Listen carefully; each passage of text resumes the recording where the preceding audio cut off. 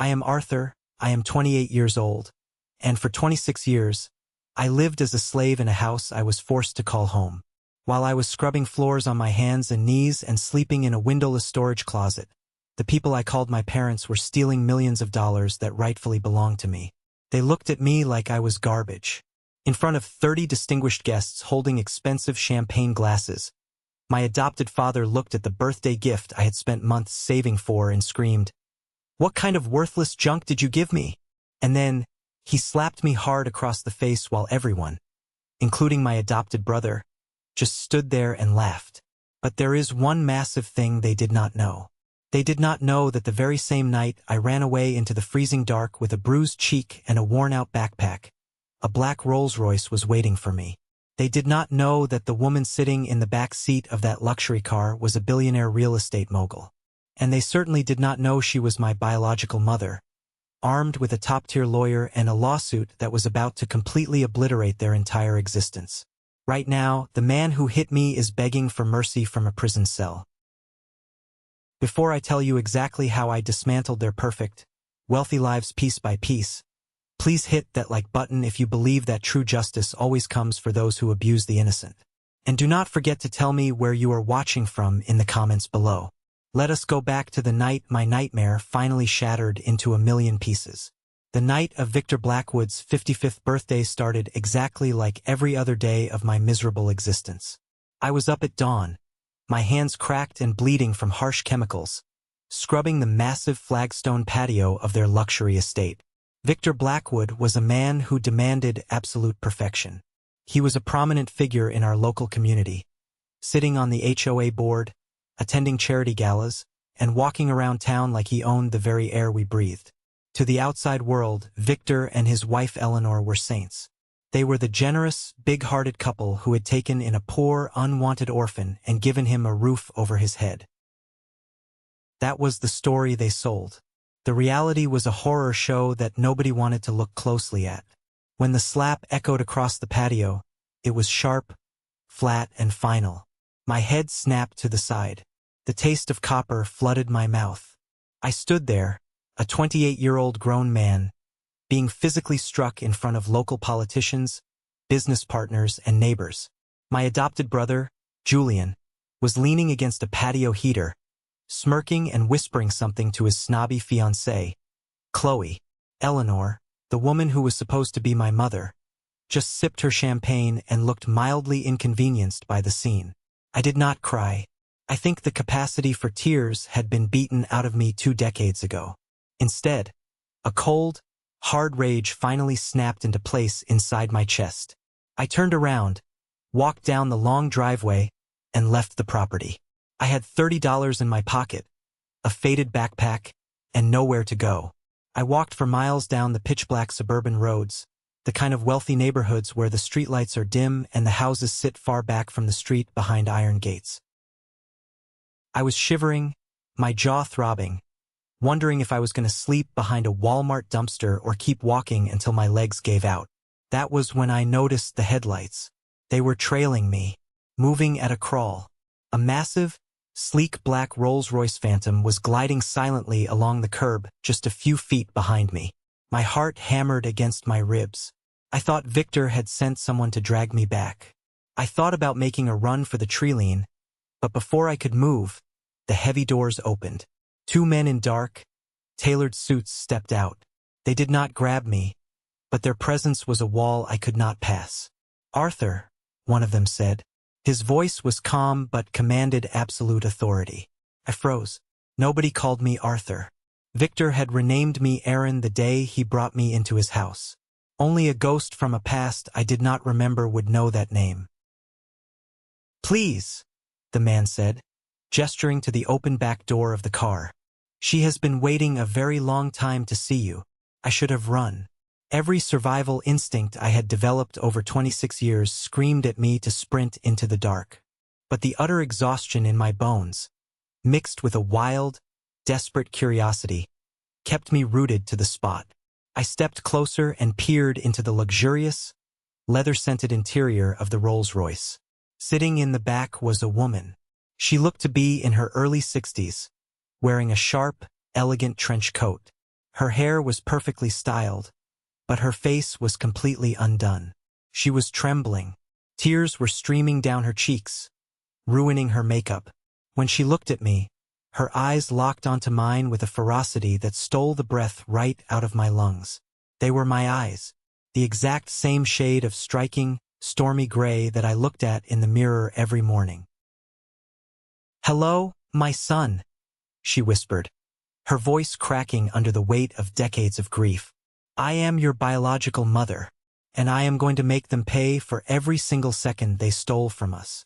I stood there in the freezing night, the bruise on my face throbbing, staring at a woman who looked like a billionaire and claimed to be my blood.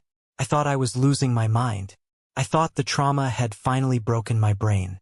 But as I slid into the back seat of that car, I realized the nightmare was not ending. It was just changing shape, and this time I was the one holding the match. But to understand why her words hit me like a freight train, you have to understand the absolute hell Victor Blackwood put me through. I thought the worst was over. I was so incredibly wrong.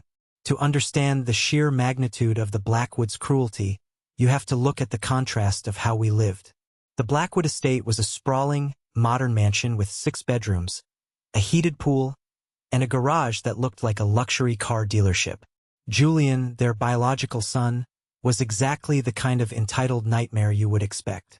When Julian turned 16, Victor bought him a brand new Porsche. Julian wrecked it 3 months later driving drunk. Victor just bought him another one, paid a lawyer to make the DUI disappear, and patted him on the back.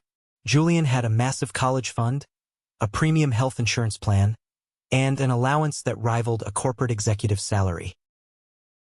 And then there was me. My room was not a bedroom. It was an unfinished storage closet in the basement, right next to the massive industrial water heater. There were no windows. The walls were exposed concrete. My bed was a stained, sagging mattress that Victor had literally dragged out of a neighbor's trash pile on bulk collection day when I was 10 years old. For 18 years, I slept to the mechanical roaring of the water heater, breathing in the smell of damp dust and rust. I was not a son. I was unpaid labor. I cooked the meals. I scrubbed the toilets. I meticulously detailed Julian's Porsche every Sunday morning while he slept off his hangovers. If the lawn had a single weed, I was denied dinner. During our massive Thanksgiving dinners, while the extended family and local politicians sat around the long mahogany dining table eating turkey and drinking vintage wine, I was in the kitchen washing pots. If a guest ever asked, "Where is Aaron? Why isn't he eating with us?" Eleanor would put on her practiced, saintly smile and say, "Oh, Aaron loves to help out. He insists on it. It is his way of showing gratitude for everything we do for him." The psychological warfare was worse than the physical labor. Victor systematically isolated me from the world. I was never allowed to get a driver's license. I did not have a passport. I did not even have my own social security card. When I turned 18 and asked for my documents so I could try to find a job or go to community college, Victor laughed in my face. He told me I was mentally incompetent, legally dependent, and completely incapable of surviving in the real world. He brainwashed me into believing I was a slow, worthless burden who would be homeless and dead in a week without his charity. But Victor's control went far beyond just keeping me in the dark. A few weeks before his 55th birthday, he called me into his home office. This was a room I was only allowed to enter when I was cleaning it. It smelled of expensive cigars and leather. Victor was sitting behind his massive desk, tapping a silver pen against a thick stack of legal documents. "Sit down, Aaron," he commanded. He slid the documents across the polished wood. I looked down at the thick packet. The title at the top read, "Voluntary Extension of Adult Guardianship." "Sign it," Victor said, his tone leaving absolutely no room for debate. "It just states that you acknowledge your inability to live independently and voluntarily surrender your legal rights and financial decisions to me for another 10 years. I stared at the paper. I was 28 years old. I had spent the last decade working a grueling, minimum-wage job washing dishes at a local diner, walking 4 miles in the snow and the blistering heat just to get there, because Victor refused to let me use a car. I hid my meager salary in a rusted coffee can beneath a loose floorboard in my closet because Victor monitored the bank account he forced me to open. "Why do I need to sign this?" I asked, my voice barely above a whisper. "I am an adult. I do not have any money for you to manage." Victor's eyes went dark. The charming community leader vanished, replaced by the ruthless tyrant I knew so well. "You sign it because you are an ungrateful parasite," he hissed, leaning over the desk. "You sign it because if you do not, I will throw you out onto the street with nothing but the clothes on your back. You do not have a college degree. You do not have an inheritance. You do not even exist on paper without me. Consider this your rent." I did not sign it that day. I told him I needed time to read it. He looked at me like I was an insect, but he put the papers away. That small act of defiance was the beginning of the end. I was desperate, terrified, and incredibly lonely. I needed someone to talk to, someone to tell me I was not crazy. The only person I thought I could trust was Lucas. Lucas was a line cook at the diner where I worked. He was a few years older than me, always quick with a joke, always offering me half of his shift meal. Over the years, Lucas had become my only friend. I told him about the guardianship papers. I told him about the closet. I told him how terrified I was of Victor. Lucas would always nod sympathetically, pat my shoulder and say, "Man, it is messed up, but Victor is a powerful guy. He knows judges. He knows cops. You can't fight him, Aaron. Just sign the papers, keep your head down and stay safe. It is better than being homeless." I believed him. I thought Lucas was looking out for me. Until one Tuesday evening at the diner. Lucas had left his phone unlocked on the prep counter while he went out back for a smoke break. I walked over to grab a towel, and the screen lit up with a new text message. I did not mean to snoop, but the name at the top of the screen made my blood run ice cold. Victor Blackwood. I stared at the screen. My hands started to shake. I picked up the phone and scrolled up. There were months of messages. Years of messages. "Lucas. Aaron is asking about getting an apartment again. I told him prices are too high and he wouldn't get approved without credit. Victor, good. Keep him discouraged. Your payment has been transferred to your account. Lucas. He is stalling on signing the guardianship papers. He says he wants to read them. Victor. Make sure he doesn't talk to any lawyers. Keep him isolated. Bonus next month if he signs by my birthday." I felt like the floor had completely dropped out from under me. Lucas, my best friend, the only person in the world who I thought cared about me, was on Victor's payroll. He was a paid spy, a warden hired to make sure the prisoner never realized the cell door was actually unlocked. I gripped the stainless steel counter until my knuckles turned white. My vision blurred with tears of pure betrayal. I had never felt so utterly, completely alone in my entire life. I put the phone down exactly where I found it. When Lucas came back inside, smiling and asking if I wanted to grab a beer after our shift, I looked at him, smiled back, and said, "No thanks, man. I'm just tired." I did not confront him. I did not scream. A profound, chilling silence settled over my soul. If the whole world was a trap designed by Victor Blackwood, then playing by the rules was a death sentence. I went home that night, pulled up the loose floorboard in my closet, and counted my hidden money. I had exactly $84. I made a decision. I was going to buy Victor a birthday gift. I was going to stand in front of all his wealthy friends, present him with a genuine leather wallet, and use that moment to prove I was a good son. I foolishly believed that if I showed him ultimate submission and respect in public, maybe, just maybe, he would back off the guardianship papers. I thought I could buy my freedom with obedience. I was an absolute fool. The storm was coming, and I was walking straight into the center of the hurricane. The morning of Victor's 55th birthday was a masterclass in psychological torture.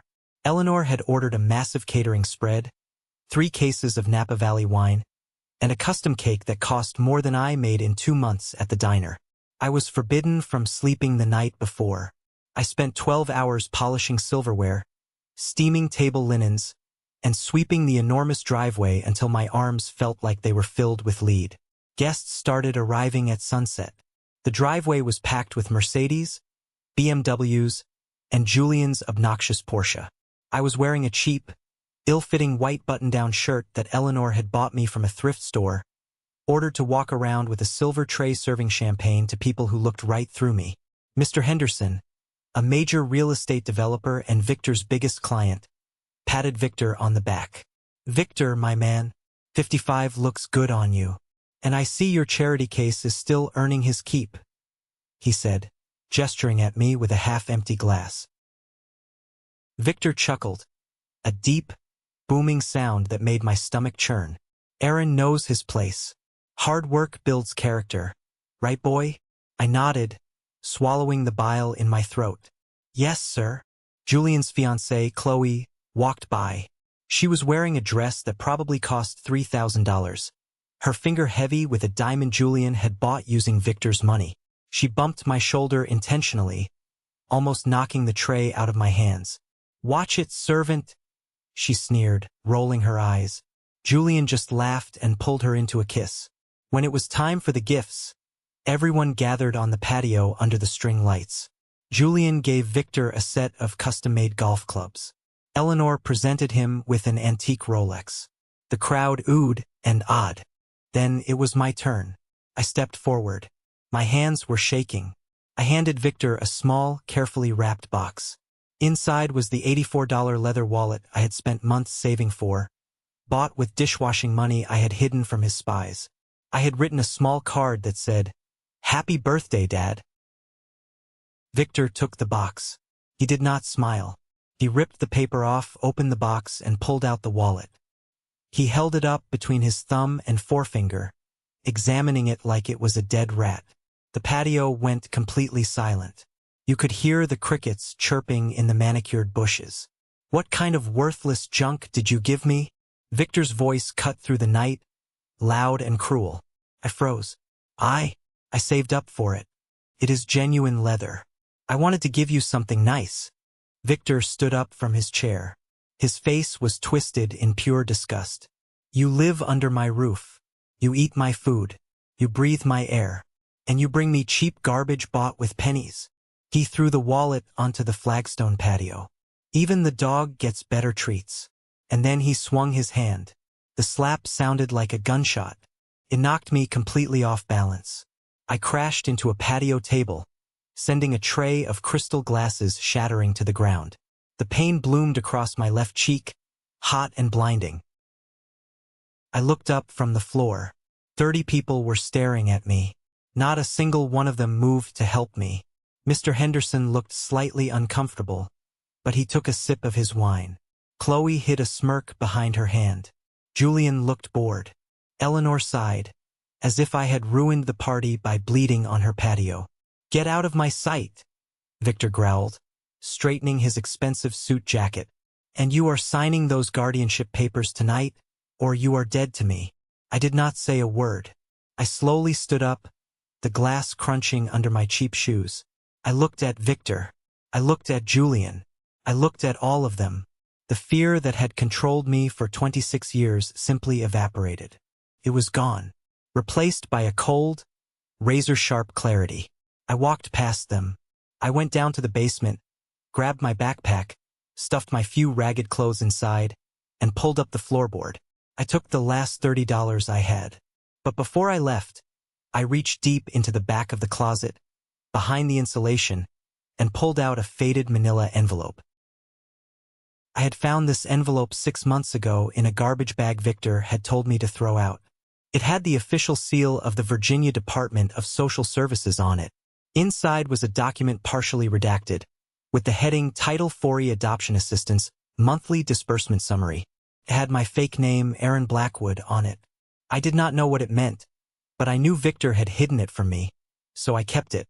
I shoved it into my backpack and walked out the front door, which brings me back to the dark road, the freezing wind, and the black Rolls-Royce. I was sitting in the plush leather seat, staring at the crying billionaire who called herself my mother.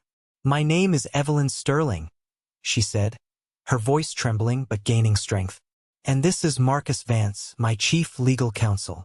The man in the front passenger seat turned around. He looked like a shark in a tailored suit. He nodded at me.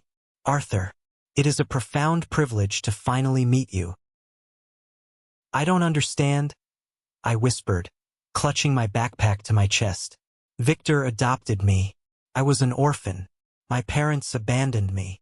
Evelyn let out a sob that sounded like it had been tearing her apart for decades. "No, baby. No. We never abandoned you."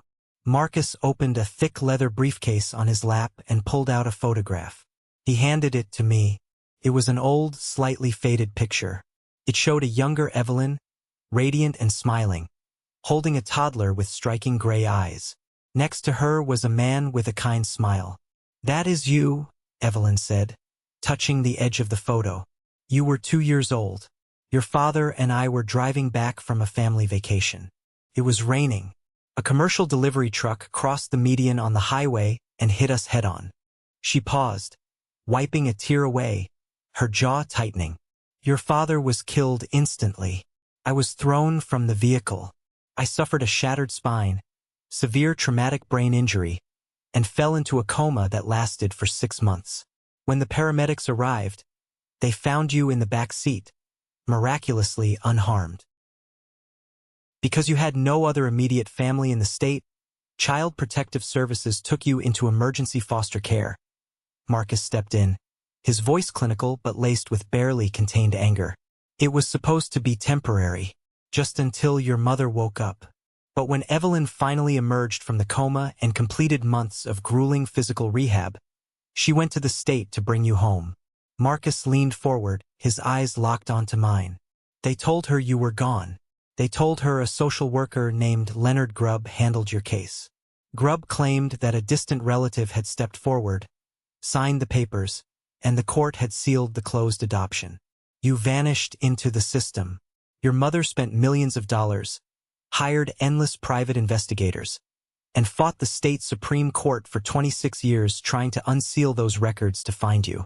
I sat there, my mind spinning, trying to process the magnitude of the lie I had lived. But, Victor, how did Victor get me?" I unzipped my backpack, my hands shaking uncontrollably. I pulled out the crumpled manila envelope I had saved from the trash. "I found this. I don't know what it is, but it has my name on it." Marcus took the envelope. He pulled out the document, turned on the small reading light in the roof of the car, and scanned the page. I watched his face. The calm, professional demeanor of the lawyer shattered for a split second, replaced by pure, unadulterated disgust. "Arthur," Marcus said quietly, "this is an adoption subsidy record. The state has been paying Victor and Eleanor Blackwood roughly $810 every single month to take care of you." He did the math in his head. "That is almost $250,000 over the course of your life. They did not adopt you out of charity. They adopted you for a paycheck." I thought about the windowless closet, the moldy mattress, the cheap clothes, the years of backbreaking labor while Julian drove a Porsche. They had stolen my mother, stolen my identity, and then charged the government for the privilege of keeping me as a slave. But as the Rolls-Royce pulled away from the curb, leaving the wealthy, rotten neighborhood behind, Marcus looked at a message on his phone, and his expression turned deadly serious.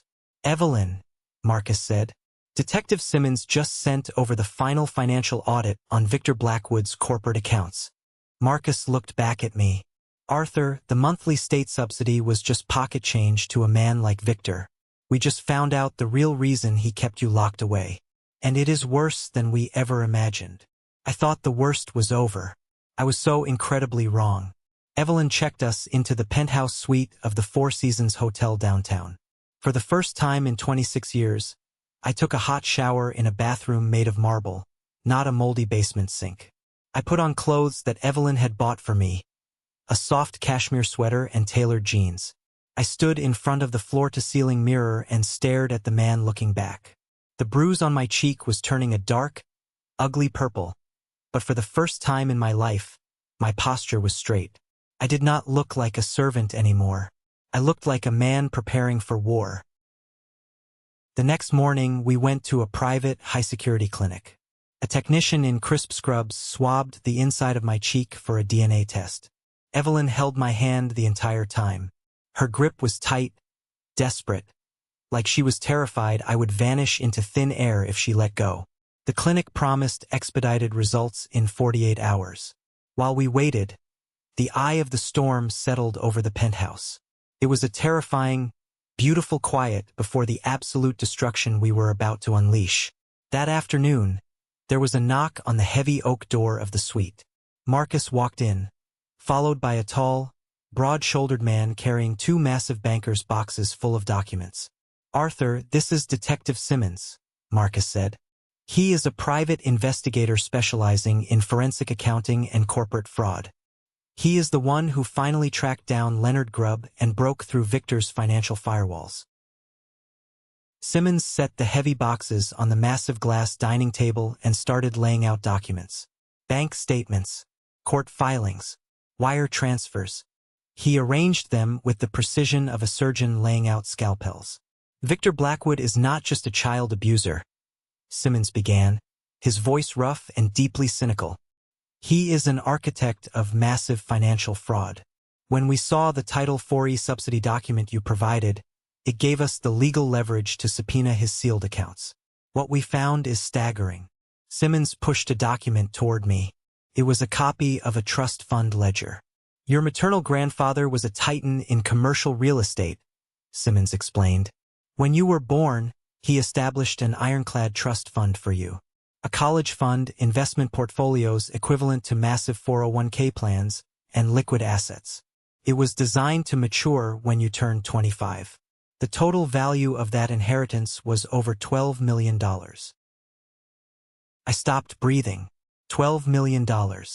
I had been hiding $84 in a rusted coffee can. When your mother was in a coma and you were thrust into the system, Simmons continued, Victor Blackwood was working as a junior financial advisor for the firm that managed your grandfather's estate. He saw the trust. He saw an untethered, unclaimed toddler with $12 million attached to his name. Marcus stepped in, his voice vibrating with anger. Victor realized that if he adopted you, he would become your legal guardian. And as your guardian, under certain obscure state laws and with the right forged documents, he could petition the court to manage the trust fund for your welfare. He needed you to disappear into his custody quickly, Simmons said, pointing to a highlighted bank transfer. So he found Leonard Grubb, a corrupt social worker drowning in gambling debt. Victor wired Grubb $50,000 from an offshore account. Grubb completely falsified your adoption paperwork, bypassed all background checks, and sealed the file so your mother could never find you. I stared at the documents. The sheer, calculating evil of it made the room spin. He stole $12 million? He didn't just steal it, Marcus corrected. He laundered it. Over the last 26 years, Victor slowly drained your inheritance through shell companies, disguised as care expenses and investment management fees. He used your money to buy his massive estate. He used your money to fund his business. He used your money to buy Julian's Porsche, Julian's college education, and Eleanor's diamonds. Your life as a slave in a closet was the perfect cover. If you had no car, no education, and no outside contact, you would never spend money, leaving the entire $12 million for him to siphon. And the guardianship papers he tried to force me to sign? I asked, my voice dangerously calm. You turned 28, Marcus said. The trust was structured so that at 25, control would automatically transfer to you. Victor has been forging your signature for 3 years to delay it. But the bank was getting suspicious. He needed you to legally sign away your rights as an adult so he could drain the final $3 million remaining in the accounts. If you had signed that paper, Arthur, he would have taken the rest and likely thrown you out on the street to starve. I looked at Evelyn. She was weeping silently, her hands covering her mouth. I looked at the bank statements, at the proof of my stolen life. Victor did not just steal my childhood. He funded his entire dynasty with my blood, while convincing me I was a worthless parasite. What do we do now? I asked. I did not want to cry. I wanted to burn his world to the ground. Marcus smiled. It was a terrifying, predatory smile.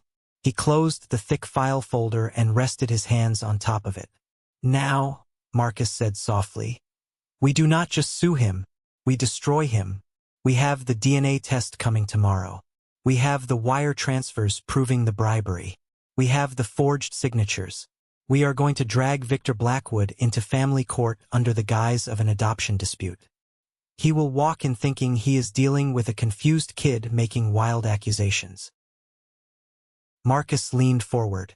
And then, in front of a judge, we are going to drop the financial records, the fraud charges, and the FBI investigation right on his head. We are going to take his house, his cars, his freedom, and his reputation. We are going to take everything. I looked out the massive penthouse window at the city skyline. For 26 years, I had been the victim. I had been Aaron, the broken, stupid boy who slept next to a water heater and begged for scraps. But standing in that room, surrounded by billions of dollars of legal firepower and a mother who would burn the world for me, Aaron died. I was Arthur Sterling, and I was going to court. I spent the next 3 days preparing with Marcus. We went over every detail, every memory, every piece of evidence.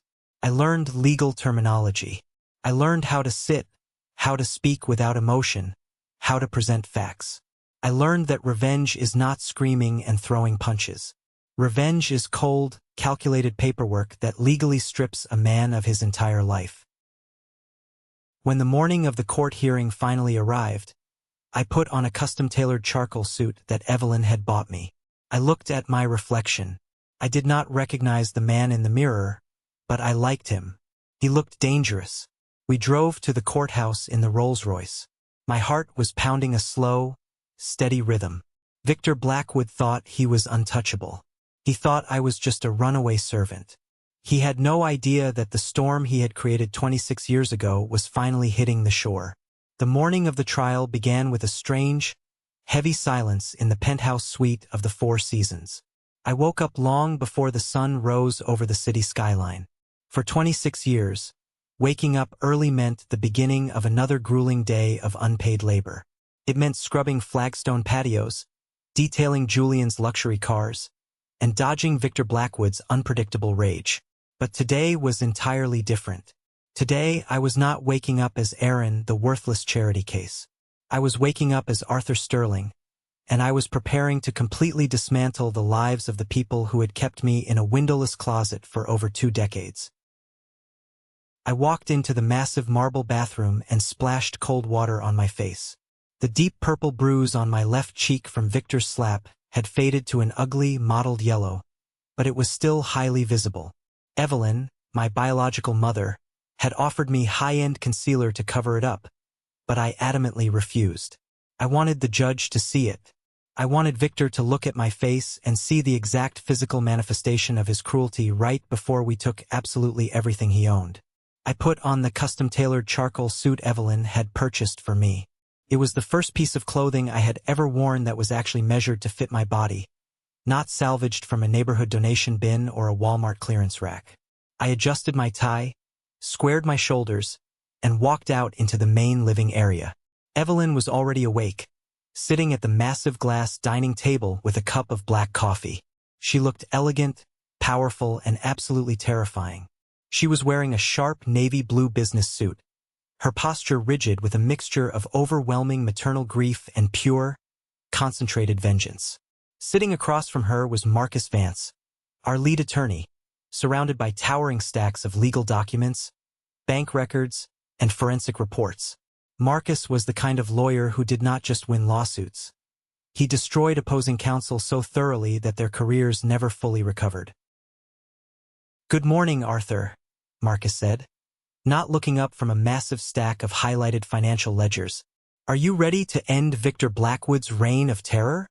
"More than ready," I replied, taking a seat next to my mother. Evelyn reached out and grabbed my hand, squeezing it tightly. Her hands were always so warm, a stark contrast to the cold, sterile environment of the Blackwood household. We left the hotel at 7 in the morning and climbed into the back of Evelyn's sleek black Rolls-Royce. The drive to the Richmond family court was quiet. I stared out the tinted windows, watching the city wake up, thinking about the massive inheritance, the real estate empire, and the life that had been stolen from me. Victor had convinced me I was a burden, a financial drain on his perfect suburban family, all while secretly funneling millions of dollars from my own grandfather's trust fund to pay for his sprawling mansion, his country club memberships, and his biological son's Ivy League college fund. The sheer audacity of his psychological warfare was sickening.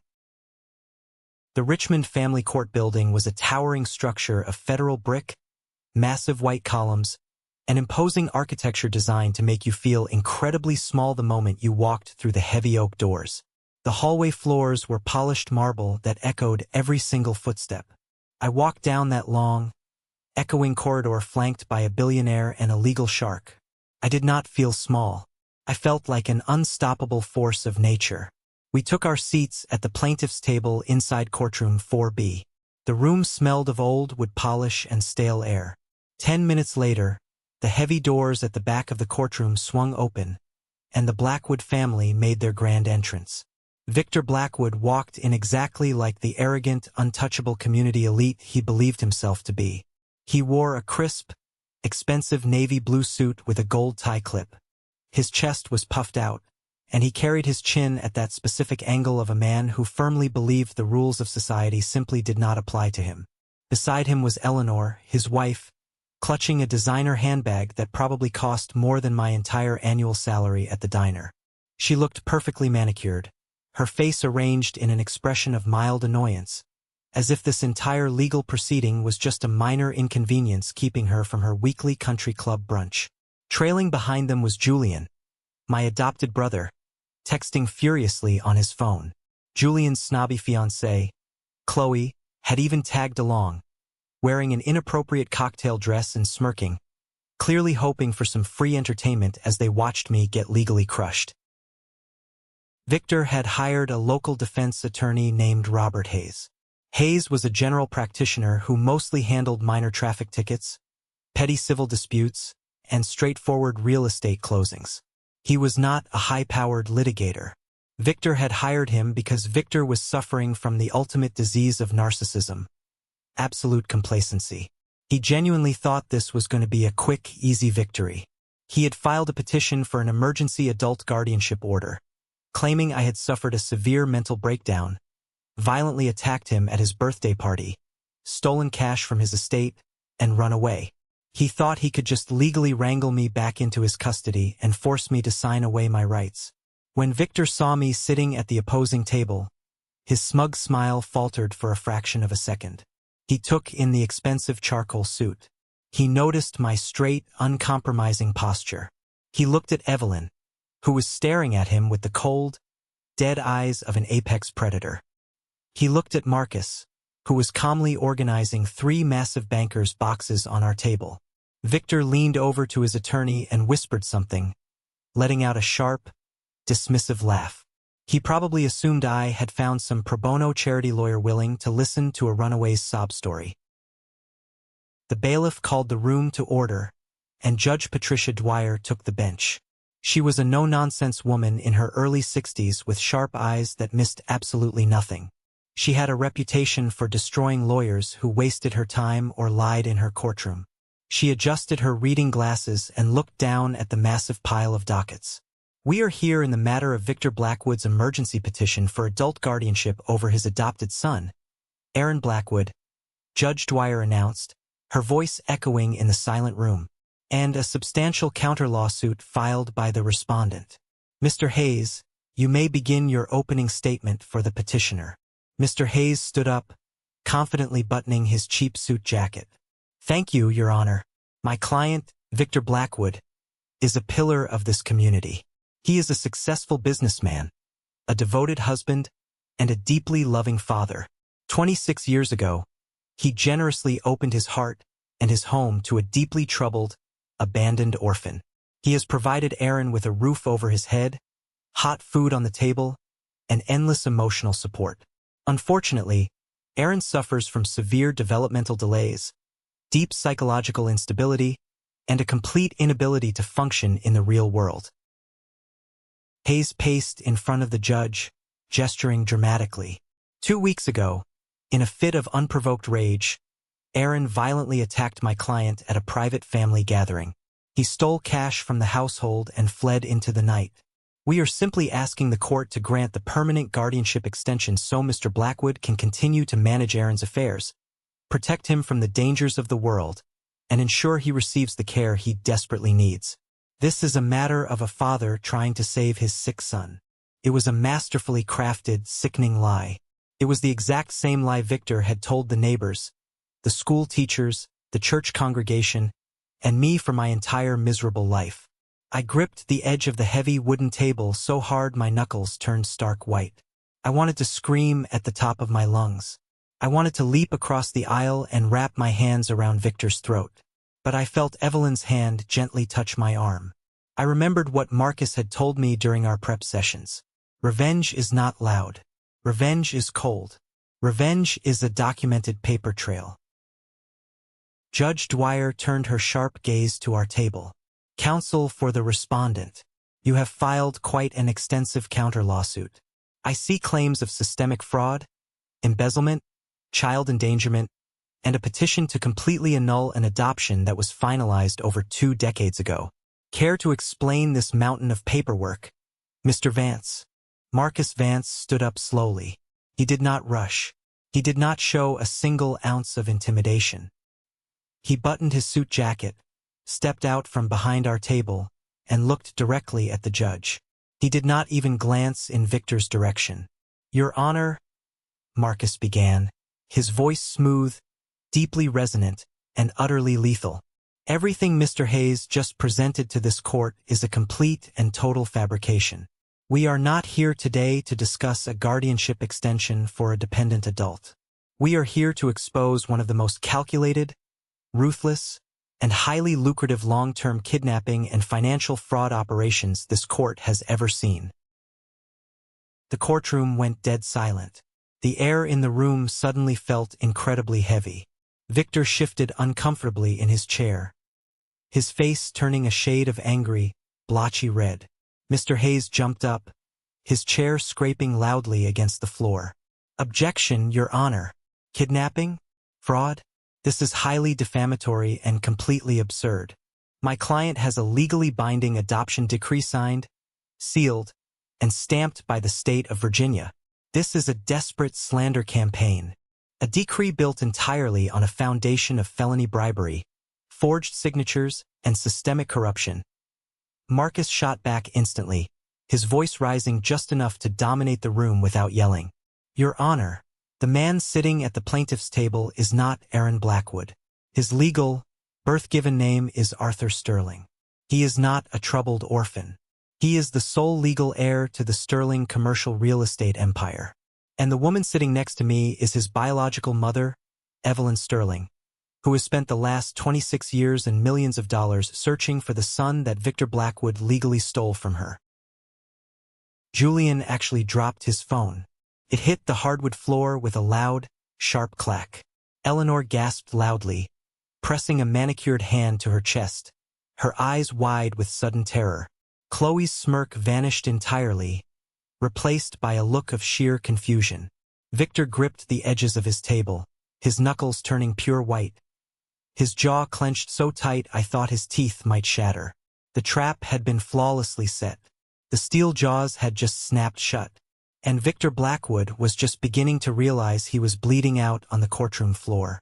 Counsel, those are astronomical accusations, Judge Dwyer said, leaning forward over the bench. Her eyes locked onto Marcus with intense scrutiny. You are accusing a prominent citizen of kidnapping and federal fraud. You had better have the ironclad evidence to back that up in my courtroom, or I will hold you in contempt. Marcus did not smile. He simply walked back to our table and reached into the first banker's box. Your Honor, Marcus said quietly, I have enough documentary evidence to put that man in a federal penitentiary for the rest of his natural life, and I am going to show you every single page.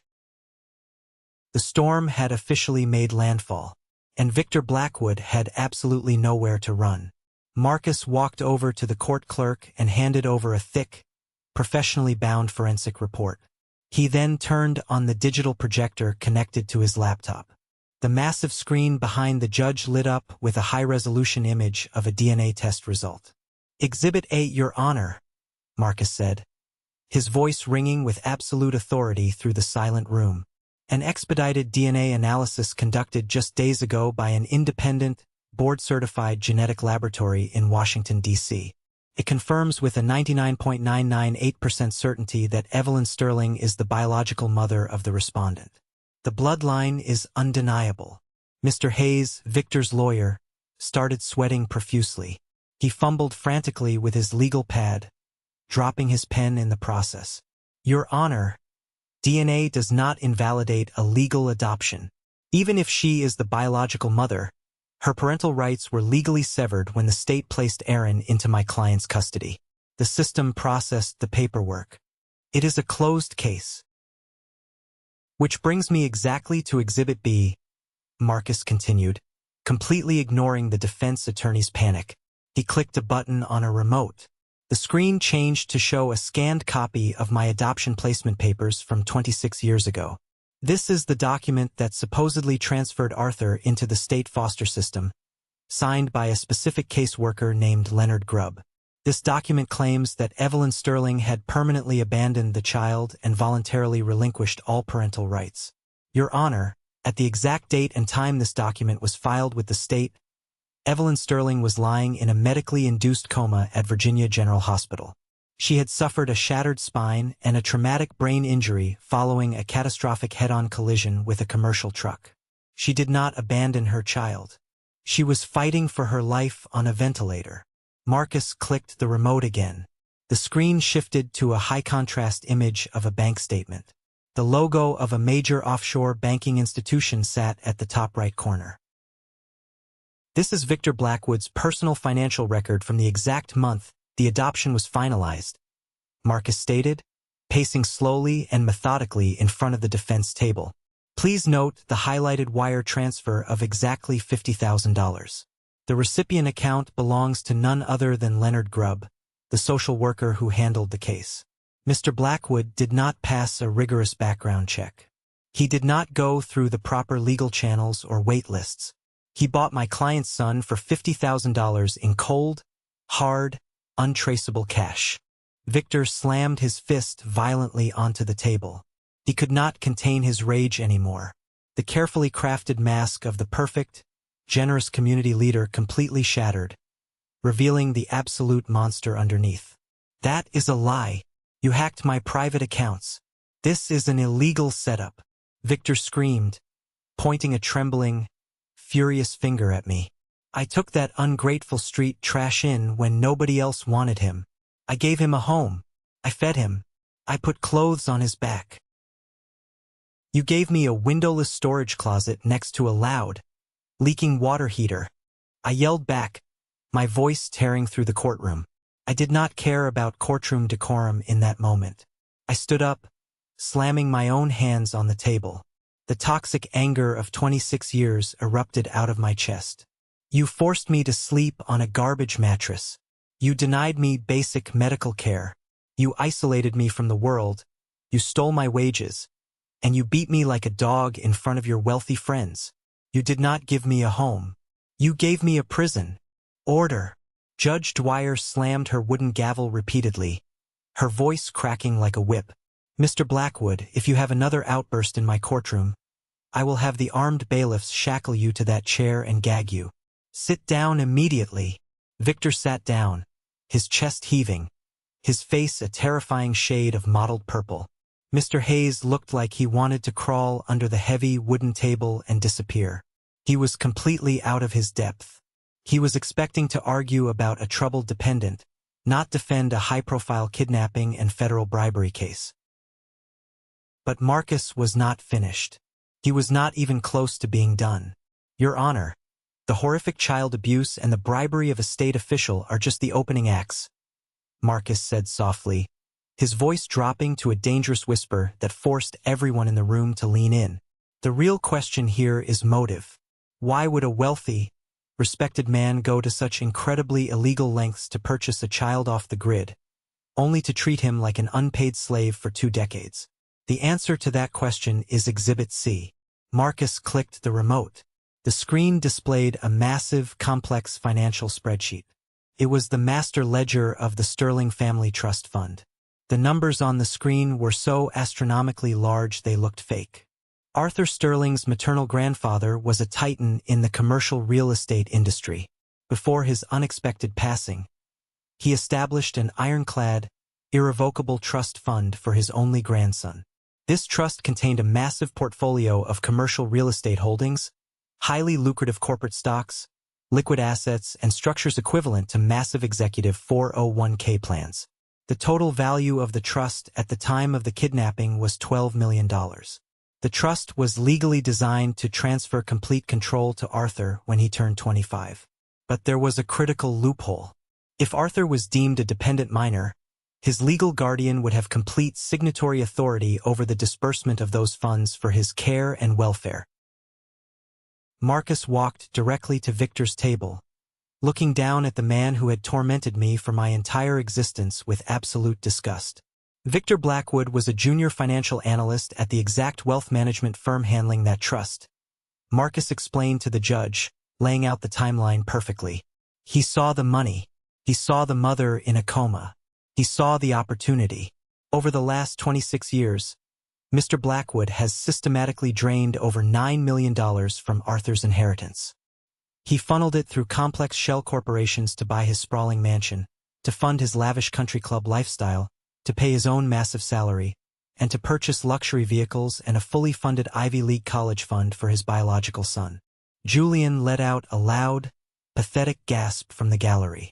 "Wait! My Portia?"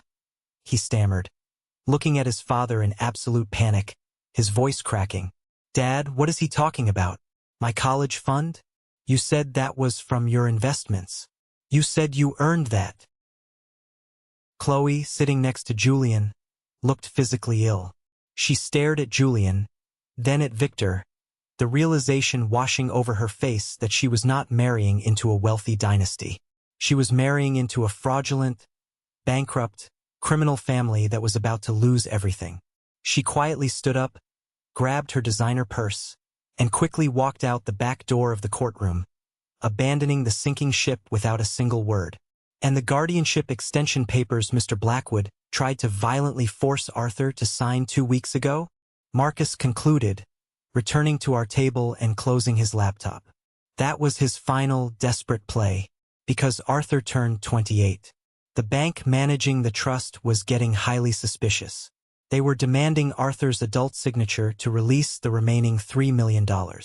Victor needed Arthur legally declared mentally incompetent so he could take the last drop of blood from the stone. When Arthur finally refused to sign, Victor panicked, resorted to physical violence in front of 30 witnesses, and Arthur finally ran away. The courtroom was suffocatingly quiet. The sheer scale of the betrayal, the years of calculated financial and emotional abuse, was almost impossible for anyone in the room to process. Victor looked frantically around the room. He looked at the judge, whose face was a mask of pure, unadulterated disgust. He looked at his lawyer, who was hastily packing his briefcase, clearly preparing to resign as counsel the second the hearing officially ended. Then Victor looked at his wife. Eleanor had been sitting perfectly still this entire time. Her face was chalk white. She was a woman who valued her high society status, her country club memberships, her expensive jewelry, and her pristine reputation above absolutely all else. She knew about the abuse. She knew about the closet next to the water heater. But looking at the financial documents on the screen, the reality of federal wire fraud, embezzlement, and a massive FBI lawsuit finally penetrated her thick skull. She realized, with absolute terror, that she was going to spend the rest of her life in a federal women's prison. And Eleanor Blackwood was not a loyal woman. She was a selfish survivor. "Your Honor," Eleanor suddenly said, her voice shaking violently but piercing the dead silence. Victor snapped his head toward her, his eyes wide with betrayal. "Eleanor, shut your damn mouth," he hissed through clenched teeth, reaching for her arm. Eleanor stood up quickly, pulling away from his grasp. She did not look at Victor. She reached deep into her expensive designer handbag. Her hands were trembling so badly she could barely grasp the object. She pulled out a small, heavy iron lockbox. She keyed in a 4-digit combination, popped the heavy lid open, and pulled out an old, yellowed piece of paper with a raised, official seal. I want to cooperate with the court," Eleanor stammered, tears streaming down her face, ruining her expensive makeup. "I want to formally request full legal immunity. Victor told me it was just a legal financial loophole. He told me the money was rightfully ours because we were raising the boy. I didn't know about the bribery. I didn't know he paid that social worker $50,000. But I kept this. He told me to burn it in the fireplace 20 years ago, but I kept it hidden in the wall safe." She held the paper up, her hand shaking. "It is Arthur's original birth certificate, the real one from the hospital. Victor forged a fake one to get the passport and the bank accounts in the name of Aaron. But this is the real one. I will testify against him in federal court. I will tell you everything he did to the offshore accounts. Just please, I beg you, don't send me to jail. I want a divorce. I want nothing to do with him." Victor lunged at her. He actually threw his entire body weight across the defense table, his hands reaching desperately for Eleanor's throat, screaming like a wounded animal. "You stupid, treacherous bailiffs! Restrain that man immediately!" Judge Dwyer roared, jumping to her feet. 2 large, armed court officers tackled Victor to the ground before he could reach his wife. They pinned his arms forcefully behind his back and slammed him face-first into the hardwood floor. The loud, metallic sound of heavy steel handcuffs clicking into place echoed loudly in the courtroom. Julian was crying openly in the gallery now, burying his face in his hands. I stood there, watching the man who had terrorized me, starved me, and beaten me for 26 years, pressed against the floor with a heavy police boot on his back. The monster was dead. The empire of lies had collapsed, and the truth had finally set me free. But the consequences of that truth were going to alter the landscape of our lives forever. Judge Patricia Dwyer did not take a recess. She did not retreat to her chambers to deliberate. The evidence presented was so overwhelmingly concrete, and the betrayal was so absolute, that she did not need a single second to make her decision. She looked down from the high bench at Victor Blackwood, who had been roughly hauled back into his chair by the armed bailiffs. His custom navy suit was wrinkled and covered in dust from the floor. His tie was torn, and his face was completely drained of its arrogant, untouchable color. He looked exactly like what he was, a pathetic, broken criminal. In my 30 years sitting on the bench in this state, handling family law and custody disputes, I have rarely seen a case of such calculated, malicious, and devastatingly cruel greed. Judge Dwyer stated, her voice shaking with righteous fury. The entire courtroom hung on her every word. "Mr. Blackwood, you stole a child from a grieving mother who was fighting for her life in a hospital bed. You stole a massive financial legacy from a young man who trusted you. And you subjected him to decades of extreme psychological and physical torture to fund your own pathetic vanity and corporate ambitions." She picked up her heavy wooden gavel. "It is the immediate ruling of this court that the fraudulent adoption of Arthur Sterling by Victor and Eleanor Blackwood is hereby declared completely null and void ab initio. As far as the state of Virginia is concerned, this adoption never legally existed. Furthermore, I am issuing an immediate, comprehensive freeze on all personal and corporate assets, real estate properties, and bank accounts linked to the Blackwood family. A full court-ordered restitution mandate is in effect to recover the stolen trust funds. Every penny you stole will be returned." She looked directly at Marcus Vance, giving a brief, respectful nod. "Counsel, excellent work. I am formally referring this entire case file, along with the financial ledgers, the DNA reports, and Mrs. Blackwood's sworn testimony, to the Federal Bureau of Investigation and the District Attorney's Office. Mr. Blackwood, you will not be going home today. You will be transported directly from this courtroom to a federal holding facility pending a grand jury indictment for massive wire fraud, corporate embezzlement, kidnapping, child endangerment, and the bribery of a state official." The gavel came down. The sound was deafening. It was the sound of a 26-year nightmare finally ending. It was the sound of my chains breaking, The bailiffs grabbed Victor by the arms and hoisted him to his feet. He looked completely shattered.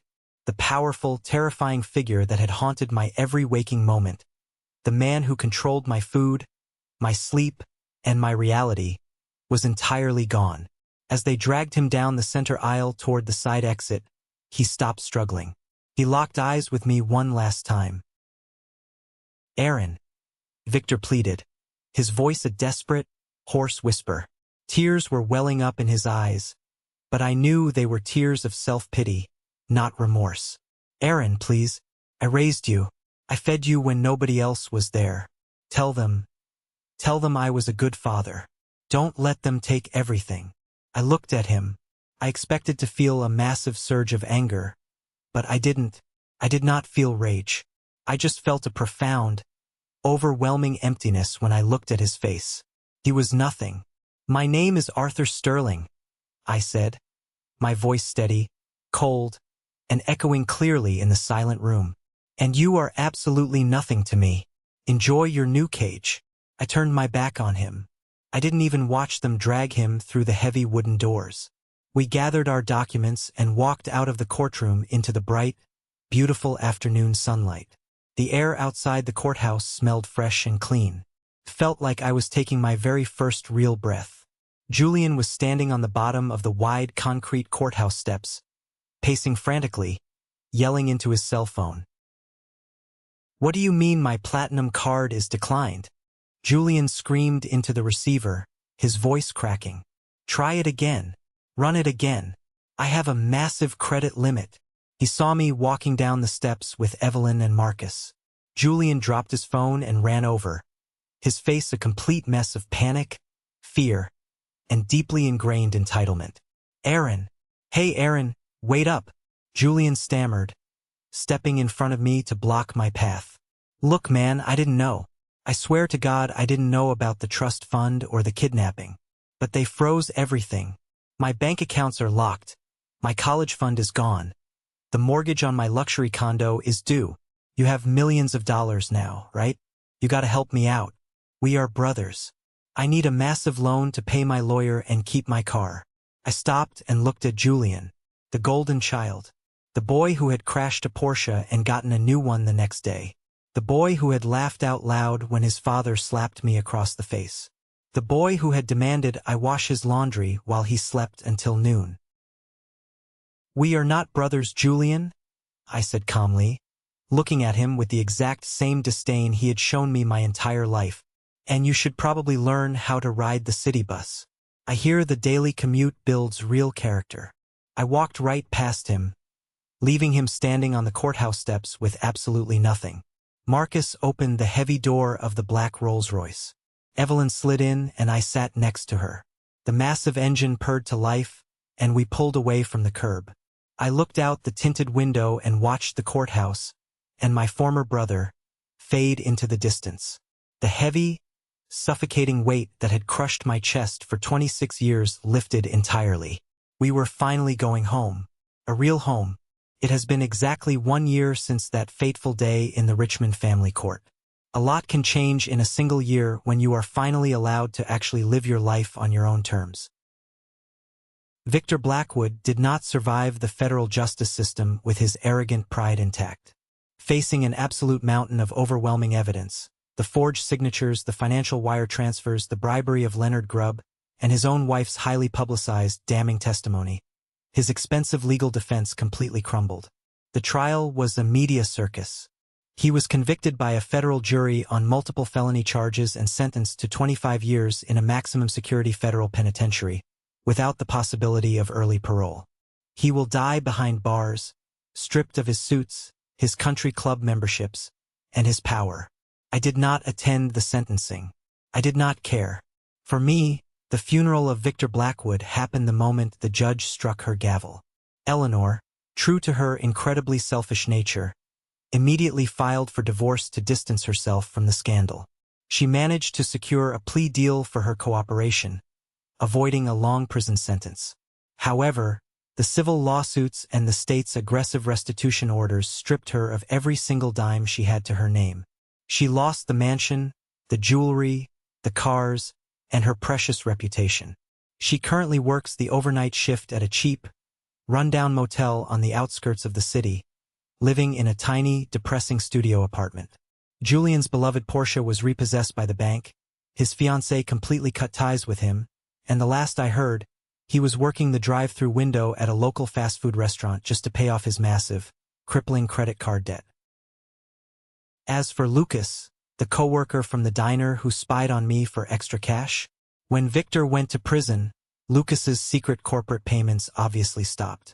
He tried to text me a few months ago, sending a long, pathetic apology message, blaming his actions on financial stress, and asking if I could hook him up with a high-paying job at my new company. I blocked his number immediately and never looked back. You do not negotiate with people who sell your soul for pocket change. You cut them out like a cancer. I live in a beautiful, expansive penthouse apartment overlooking the city. It has massive floor-to-ceiling windows in every single room. After spending my entire life sleeping in a dark, concrete box next to a water heater, I need to see the sun. I need to see the skyline.